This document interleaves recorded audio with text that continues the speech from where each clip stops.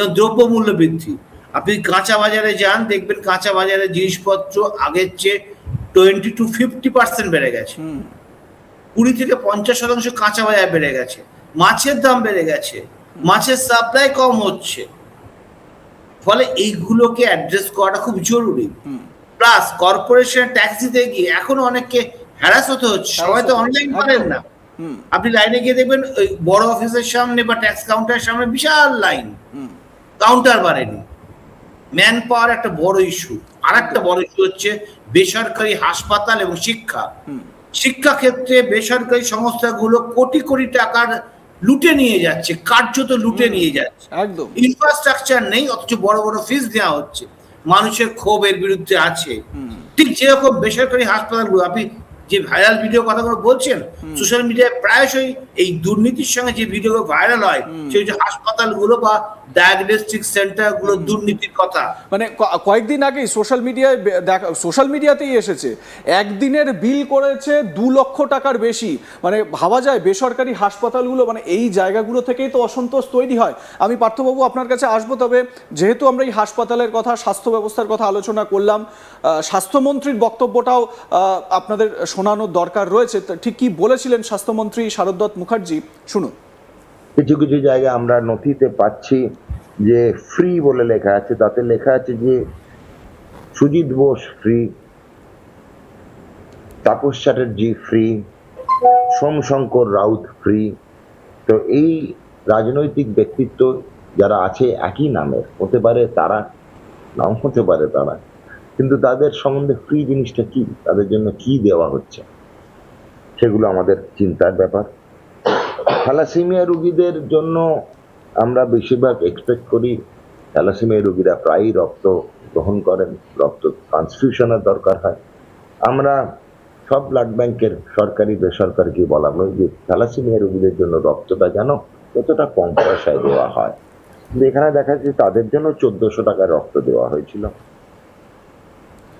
আপনাদের শোনালাম আজ তাক বাংলায়। আপনারা এর আগেও দেখেছেন ডাক্তার শারদ মুখার্জি তিনি এই প্রসঙ্গে কি বলেছেন। আমি একটু পার্থবাবুর কাছে আবারও আসবো, যেই কথাটা আমাদের আলোচনা হচ্ছিল। পার্থবাবু, আপনি মানে বামফ্রন্ট সরকারের কথা বললেন, মানে 34 বছরের জগদ্দল পাথর সরিয়ে তারপর তৃণমূল কংগ্রেসের সরকারে আসা, আবার তৃণমূলের ওপর বীতশ্রদ্ধ হয়ে 15 বছরেই সরকার পরিবর্তন করা, বিজেপির সরকারে আসা। এবারে প্রশ্ন হচ্ছে যে দেখুন, সরকার পাল্টাচ্ছে, আপনি প্রথমেই বলছিলেন যে সরকার পাল্টাচ্ছে কিন্তু সিস্টেমটা একই রকম রয়েছে। এই সিস্টেমের যদি বদল না ঘটে, আমার এখানেই আপনার কাছে প্রশ্ন, দেখুন পুলিশ সুপারকে বদলি করে বা 2 জন আইসিকে ক্লোজ করে বা ধরুন প্রশাসনিক পদে ব্যাপক রদবদল করে এই যে ঘুণধরা সিস্টেমের কথা আমরা বারবার বলি বা এই ঘুণধরা সিস্টেমের অভিযোগ বারবার আসে, সেটা কি পরিবর্তন করা সম্ভব হবে? আমরা দেখতে পাচ্ছি মানে কংগ্রেসের সময়কালটা আমরা বাদই দিলাম, বামফ্রন্ট সরকারের 34 বছর, তারপর মমতা বন্দ্যোপাধ্যায়ের সরকার, তারপর এখন নতুন সরকারের 3 মাসে আমরা এই ধরনের নানান রকম ভিডিও দেখতে পাচ্ছি। তো এই মানে এইগুলো করে কি এই সিস্টেমটার পরিবর্তন করা সম্ভব হবে? দেখুন, সিস্টেমের পরিবর্তন অত সহজে তো হওয়া সম্ভব নয়। তবে একটা আশার কথা জাস্ট আপনাকে বলি, আপনি একটু ভালো করে লক্ষ্য করে দেখেন, শ্রমিক ভট্টাচার্য বারবার বলেন যে এটা হচ্ছে পশ্চিমবঙ্গ সরকার, বিজেপির সরকার না। অর্থাৎ পশ্চিমবঙ্গ সরকারের ভালো মন্দ সাফল্যের দায় পুরোটা পশ্চিমবঙ্গের মানুষের, পশ্চিমবঙ্গ যারা চালাচ্ছেন তাদের, বিজেপির নয়। অথচ সেই লোকগুলো বিজেপির নির্বাচিত জনপ্রতিনিধি। এই যে ডিস্টিংক্ট ফারাক ওরা জ্ঞানত করে রাখছেন, এটা কিন্তু রাজনৈতিক উদ্দেশ্যেই করা। কারণ শ্রমিক ভট্টাচার্য বা শুভেন্দু অধিকারীও জানেন যে তারা কার্যত বাঘের পিঠে চেপে বসেছেন। তাদের ঘিরে মানুষের প্রত্যাশাটা এতটাই বেশি, তারা মনে করছেন যে এটা আলাদিনের ম্যাজিক কোনো ব্যাপার আছে, ছুঁয়ে দিলেই সব সোনা হয়ে যাবে। নট নেসেসারি, হতে পারে না, কখনই সম্ভবপর হয়। আজকে যে দুর্নীতিতে একটা লাভ আছে, যে 77 সালের যে মানসিকতা বা 2011 যে মানসিকতা, 2026 মানসিকতা ভিন্ন হতে বাধ্য। নতুন প্রজন্ম আসছে, নতুন প্রজন্ম চট করে দুর্নীতিগ্রস্ত হওয়ার জায়গায় থাকে না, যদি না তাদের কলুষিত করে দেওয়া হয়। আর এই কলুষিত করার কাজটা যারা করেন তারাই হচ্ছেন সিস্টেমের ঘুণ পোকা।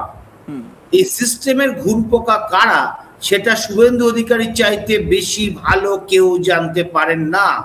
কারণ এই শুভেন্দু অধিকারী মমতা বন্দ্যোপাধ্যায় সরকারের একজন নাম্বার 2 বলতে পারেন, নাম্বার 2 হিসেবে জানতেন কে কোথায় কিভাবে কাজ করছে এবং কারা দুর্নীতিগ্রস্ত এবং কারা সত্যিকারের কাজের লোক।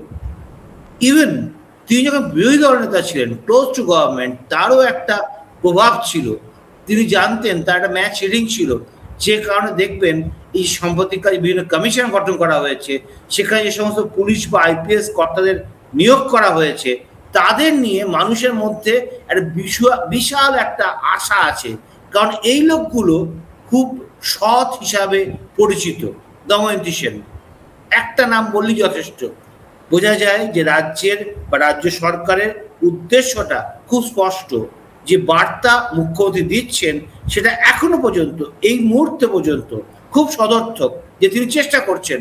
সবটাই তো ম্যাজিক নেই কিছু, কিন্তু মাথায় রাখতে হবে মানুষের মধ্যে যে আশা তৈরি হচ্ছে সেটা যাতে নিরাশায় না পরিণত হয়, পাশাপাশি মানুষের কাছে গিয়ে বোঝাতে হবে।